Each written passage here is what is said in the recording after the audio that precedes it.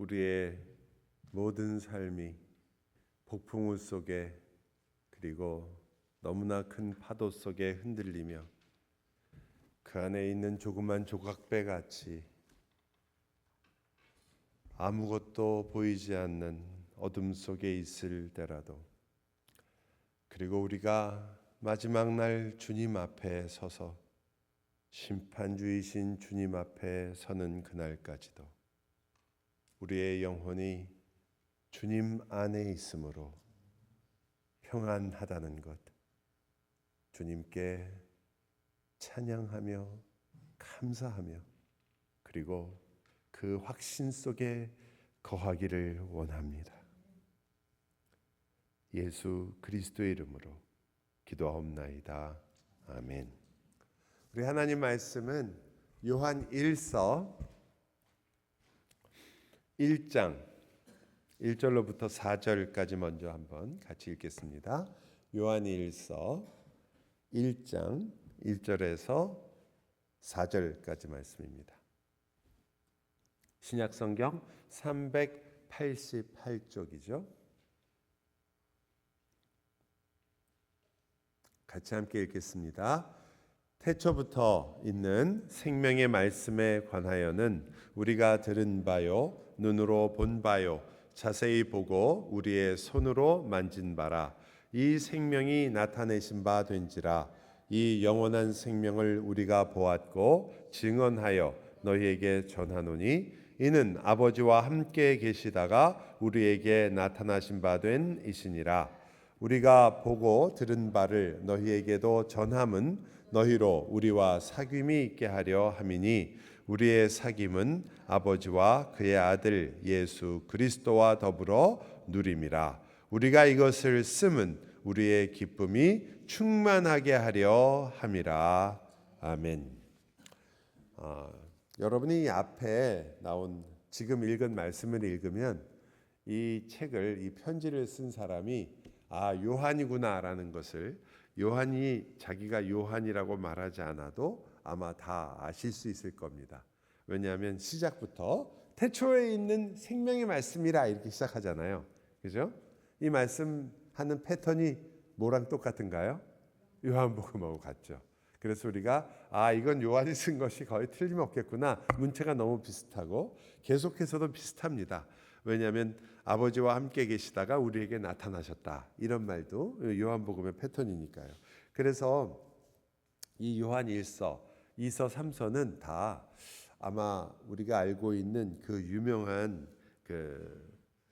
박해 기간, 즉 네로 황제 이후에 도미티아누스 황제라는 그 황제의 아주 심각한, 물론 이 로마 황제 있을 때 처음부터 끝까지 매일 그리스도인 잡아 죽이고 그리스도인 맨날 가두고 그리스도인은 맨날 힘들고 고생하고 그러진 않았어요. 시기가 있었습니다. 그 중간 시기에 아무래도 핍박이 좀 적었던 시기도 있었죠. 그러나 일반적으로는 받아들여지지가 않다 보니까 그 모든 것 속에서 그리스도인들은 참 많은 어려움을 당했는데, 많은 그 제자들 중에, 즉 사도들 중에 세례 요한이 가장 오래 살았던 분 중에 한 분입니다. 우리가 알고 있는 바는. 그래서 그 네로 황제의 그 핍박이 있는 다음에 다시 그 이후로 한 20-30년 동안은 물론 핍박이 있었지만 조금 적은 핍박이었고, 그때도 물론 예수 믿는 건 힘들었지만 그러나 다시 한 90년에 이르러서 큰 핍박이 도미티안 황제의 핍박이 일어납니다. 바로 그 시기, 그 핍박이 일어나기 바로 직전에 아마 이 사도 요한이 쓴 편지일 거라고 우리가 알고 있는 책이 바로 요한 1서, 2서, 3서입니다. 아마 그렇게 큰 차이 없이 쓰여졌던 것 같고요. 일반적으로는 요한이 마지막으로 목회를 했던 에베소 교회를 향해서 쓴 편지일 것이다, 이렇게 생각합니다. 이 편지를 쓸 때 적어도 아마 2-3가지의 굉장히 중요한 문제가 에베소 교회에 있었습니다. 그 중에 제일 큰 것은 말할 나위도 없이 거짓 교사에 대한 문제였죠. 그래서 거짓 교사들이, 어떤 교사들이 그 당시에 이 교회를 흔들고 있었냐면, 지금도 여전히 교회에 영향력을 끼치고 있는 영지주의라는 나스티시즘이라는 그 영지주의가 영향을 끼치고 있었습니다. 영지주의의 영향이라는 것은 쉽게 말하면 육체와 영 이 두 가지가 있는데 육체는 아주 열등한 것이고 영은 고귀한 것이다라고 이렇게 나누는 이원론적인 사고로부터 출발한 겁니다. 그렇게 되다 보니까 영지주의 입장에서는 하나님이 인간의 몸을 입고 온다는 것은 도저히 불가능한 일이라고 보여지는 거죠. 그렇잖아요. 이 가장 고귀한 하나님이 그러한 영적인 존재가 어떻게 육을 입고 이 땅에 올 수 있겠느냐. 그래서 항상 그 문제를 가지고 씨름하면서 성경이 말하는 바와는 다른 것들을 이야기하기 시작했습니다. 즉 예수님이 이 땅에 올 때는 인간이었지만 그때 이렇게 여러분이 기억하는 것처럼 세례를 받으실 때 예수님이 세례를 받으실 때 하늘에서 소리가 있고 비둘기같이 성령이 임했다고 그러잖아요. 그 영이 임했을 때 예수님하고 하나님 예수님 안에 이 성령이 영이 이렇게 거하는 형태로 있다가 십자가에서 다시 떠난 것이다 라고 이렇게 설명하는 사람들이 이 사도 요한 시절 그 1세기에 이미 있었습니다. 그러다 보니까 이러한 이단들이 이 교회에 와서 어떤 영향을 끼치게 되냐면 예수님은 참 사람이 아니거나 혹은 참 하나님이 아니거나 여러분이 왜 예수님이 참 하나님이셔야 되고 그리고 예수님이 왜 참 사람이어야 되는지는 여러분 성경에 있는 창세기부터 계시록까지에 나오는 모든 구원의 역사에서 가장 중요한 이 주제입니다. 즉 만약에 예수님이 참 사람이 아니면 우리의 죄를 지고 그리고 우리와 같은 죄의 시험과 유혹을 받으시고 그것을 승리하시고 사람으로서 모든 율법을 지키셔서 우리의 구원을 가능하게 하시는 일이 있을 수가 없었고 만약 하나님이 아니시라면 이 죄를 완전하게 갚을 수 있는 자기 한 개인의 인간의 몸으로 죽어서 이 모든 것들을 갚을 수 있는 능력과 그리고 부활에 참여하는 그 모든 것들이 사실상 불가능하기 때문에 양쪽이 다 충족될 수가 없는 거죠. 그래서 참 하나님이시면서 참 사람이어야 되시는 겁니다. 그 예수님이 그 역사가 사실 창세기부터 시작된 거였죠. 그것은 누군가가 이것을 맞추기 위해서 만들어냈거나 혹은 중간에 그것을 설명하기 위해서 만들어낸 것이 아니라 처음부터 구약에서부터 신약에 이르기까지 그 모든 것을 정확하게 이해하지 못했던 시대에서도 그 말씀은 끊임없이 이 성경에 우리에게 도도하게 우리에게 알려주었던 말씀입니다. 여러분이 신약에 나오는 말이 아니라 구약에 이렇게 나오죠.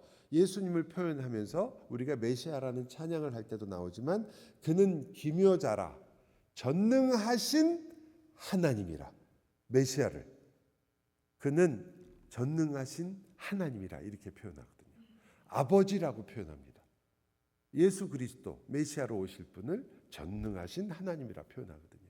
한 아기가 우리에게 낳았는데 우리와 똑같은 아기로서 이 땅에 낳았는데 그가 전능하신 아버지라 하나님이라고 표현하니까요. 그것은 정말 굉장히 놀랄 수밖에 없는 내용이죠. 그걸 다 이해하지 못했겠죠.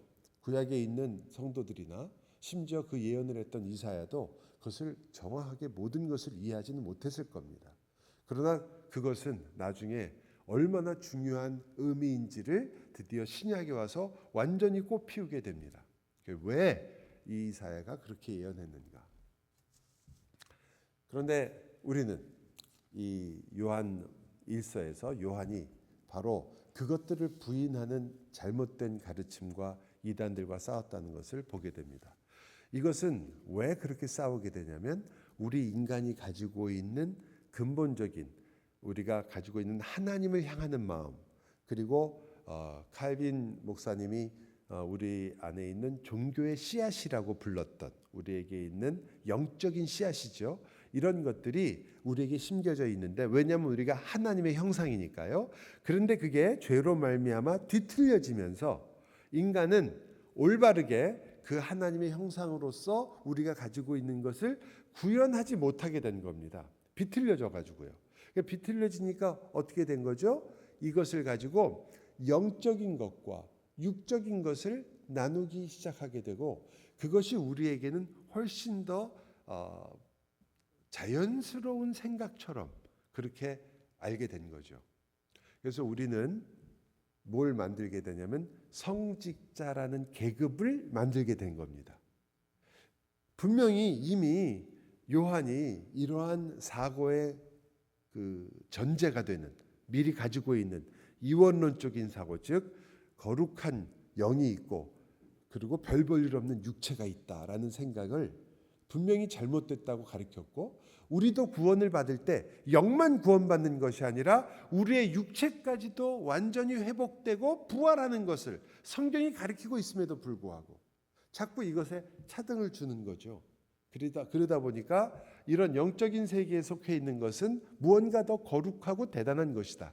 육적이라고 보여지는 것들은 이건 무언가 열등하고 잘못된 것이다 라는 생각을 하니까, 성직자가 왜 좋은 거냐면 영적인 일을 하고 있으니까.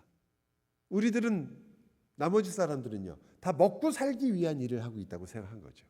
그러니까 이렇게 나누기 시작한 겁니다. 그런 것들이 우리의 많은 사고 속에 여전히 많이 들어와 있죠. 그래서 우리는 끊임없이 우리 자신이 꼭 이원론적인 사고는 아니라도 우리는 예수를 믿으면서도 우리는 남들과 다르게 더 뛰어난 존재가 되는 예수 믿는 사람이 되고 싶은 겁니다. 적어도 예수를 믿었으니까 누구보다는 괜찮은 예수를 믿고 싶고, 누구보다도 괜찮은 신앙을 갖고 싶고, 누구보다도 더 나은 것을 갖고 싶습니다.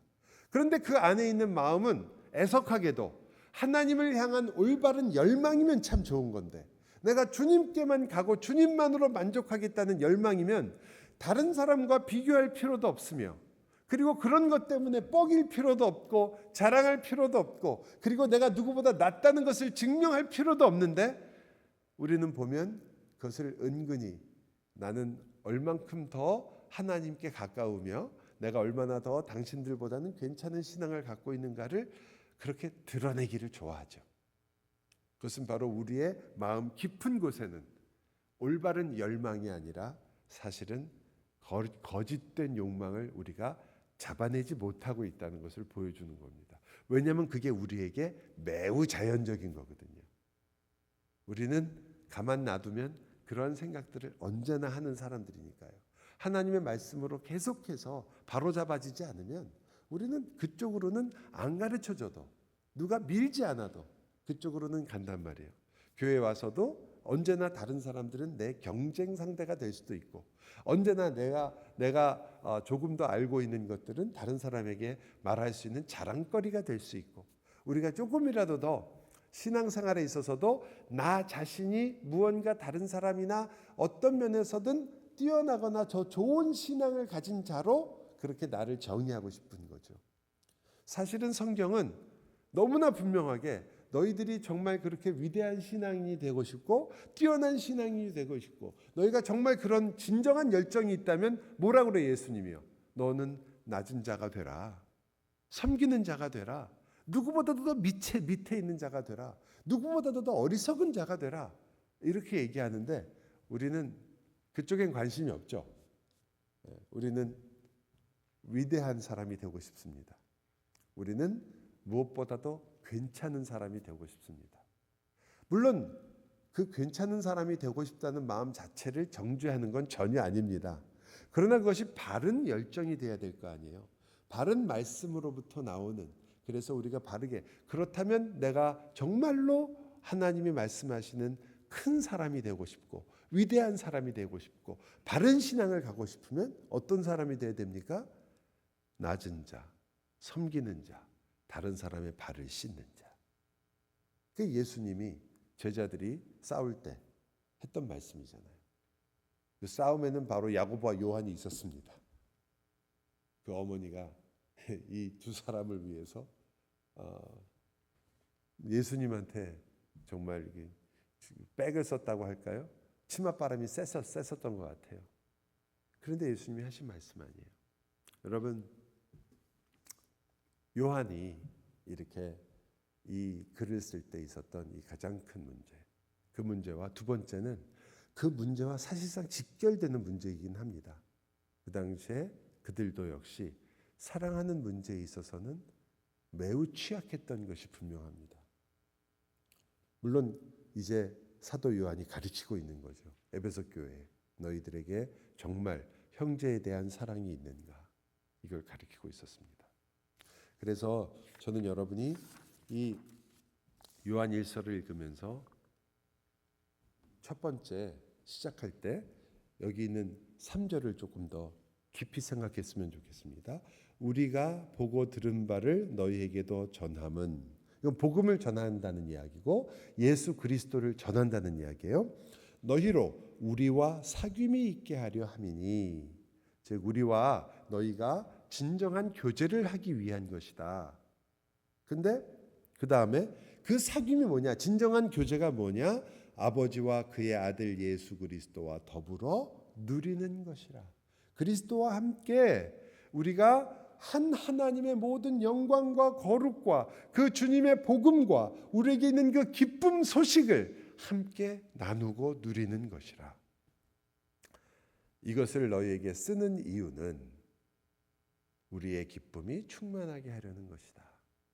이것을 너희에게 왜 쓰느냐? 우리가 너희와 함께 그 기쁨을 누리고 싶기 때문이다. 우리의 기쁨이 충만해지기 때문이다. 여러분은 언제 기쁨이 충만해지는가 생각해 보세요. 여러분과 저의 기쁨도 이 사도 요한의 말과 크게 다르지 않거든요. 우리가 신앙생활을 하면서 우리가 이렇게 금요 모임에 모여서 같이 찬양하고 말씀도 잠시 듣고 그리고 같이 기도하고 기도할 사람들을 생각하면서 그 기도를 나누고 또 나의 개인적인 기도를 하면서 주님 앞에 나아갈 때 여러분은 언제 사실은 가장 기쁨을 누리십니까? 찬양팀 리더들은 어떤 걸 가장 기쁨으로 누릴지 모르겠어요. 목사는 어떤 걸 가장 기쁨으로 누릴까요? 보다 더 많은 우리 형제와 자매들이 같이 와서 함께 말씀을 나누고 함께 이 그리스도를 찬양하고 함께 주님께 나아가는 거, 그거 우리 다 아마 바라지 않을까요? 기뻐할 것 같아요. 그것도 물론 기쁨이 되지만 근데 오늘 말씀을 정확하게 본다면 우리 여기 있는 우리들에게도 먼저 필요한 일이라는 거죠.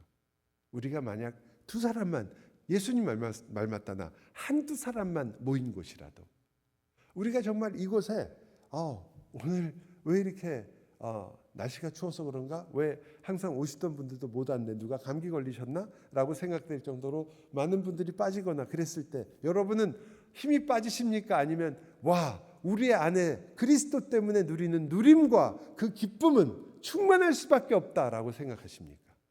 여러분과 저를 정말 기쁘게 하고 힘이 나게 하고 여러분과 제가 어떤 경우에든지 흔들리지 않을 수 있는 가장 중요한 근거는 우리가 사람입니까? 아닙니까? 라는 그런 그 가장 밑바닥적인 질문보다는 여러분과 저는 어디에 기쁨을 누리고 있는 것인지.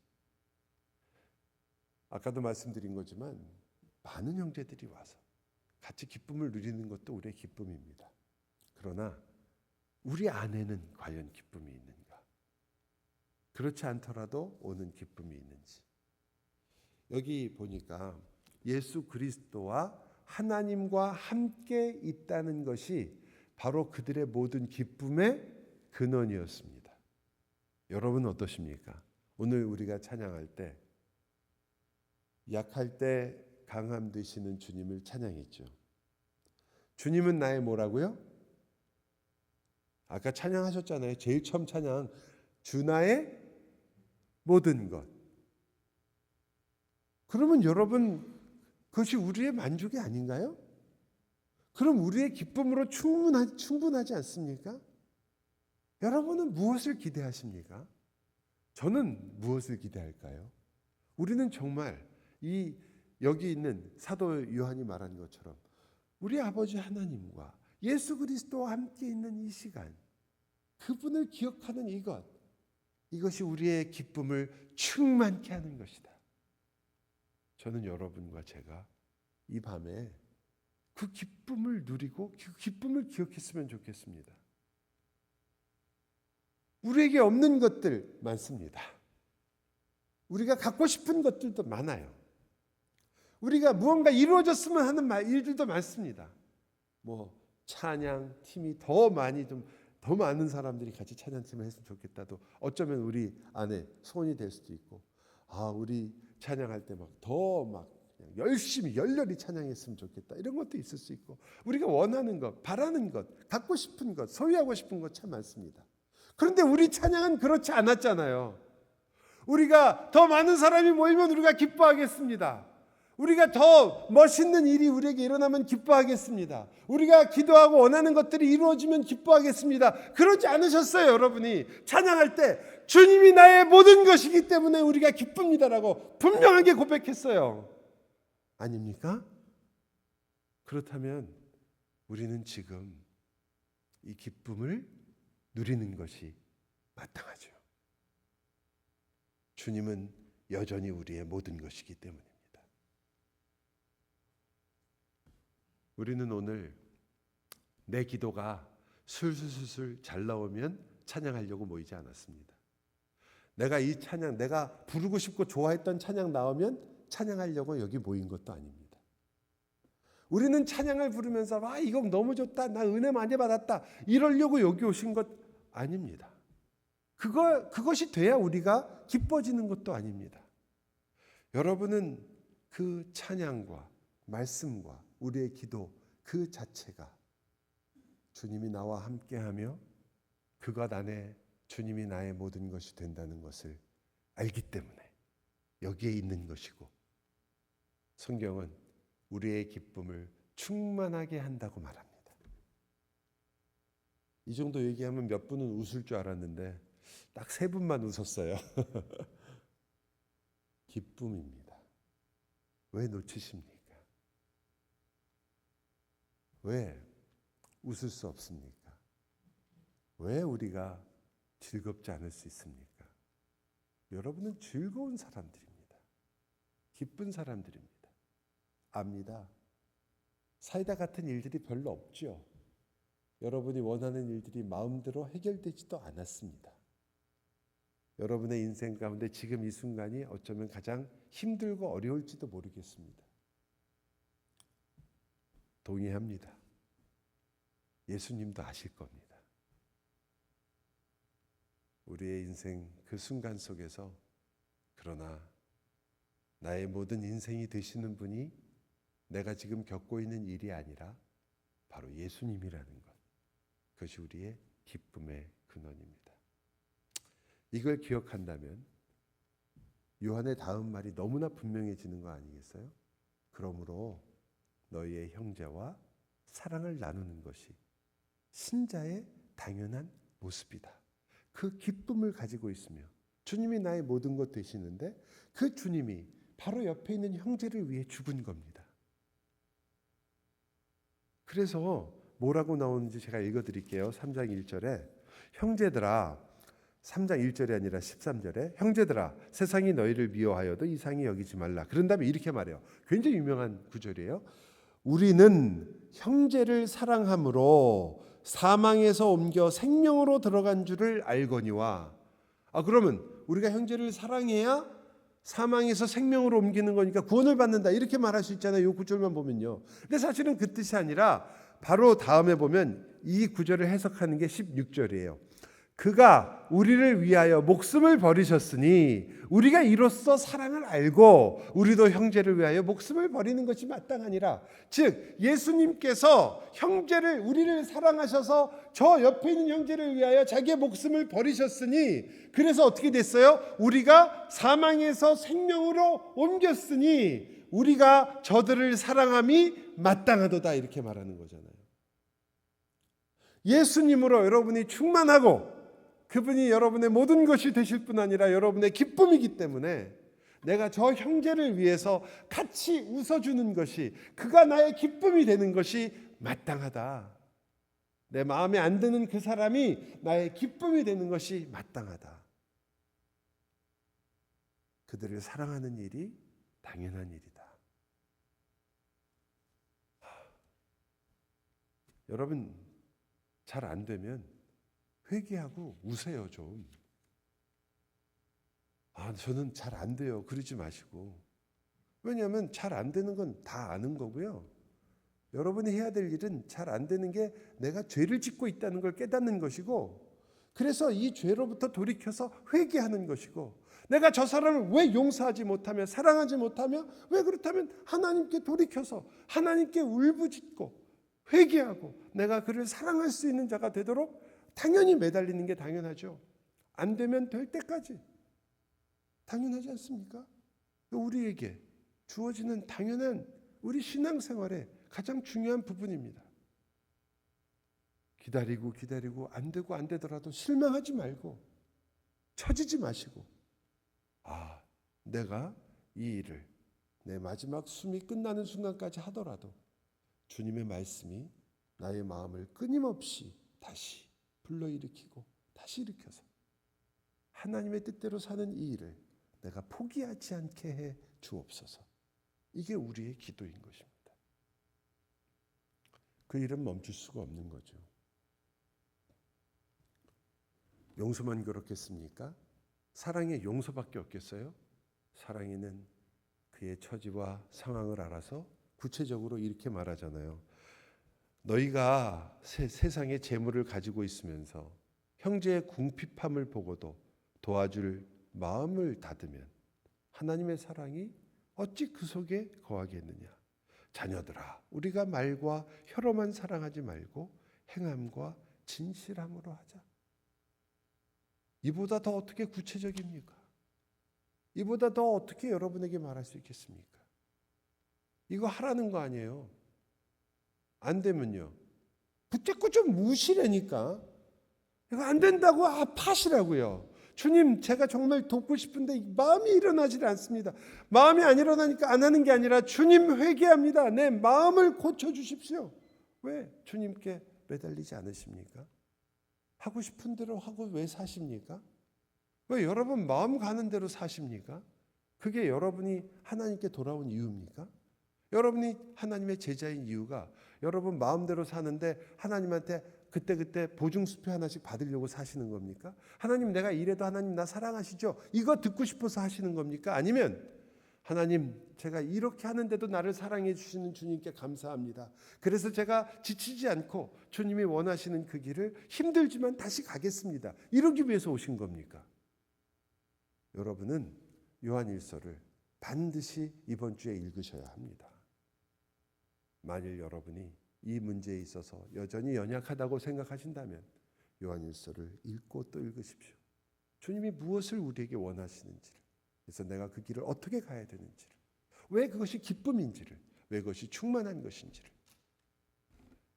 이 시간 우리 같이 기도합시다. 바로 이 말씀을 놓고 같이 기도합시다. 주님, 우리는 과연 이 말씀 속에 어떻게 살고 있습니까? 그냥 무조건 사랑합니다 이렇게 하라는 거 아니에요.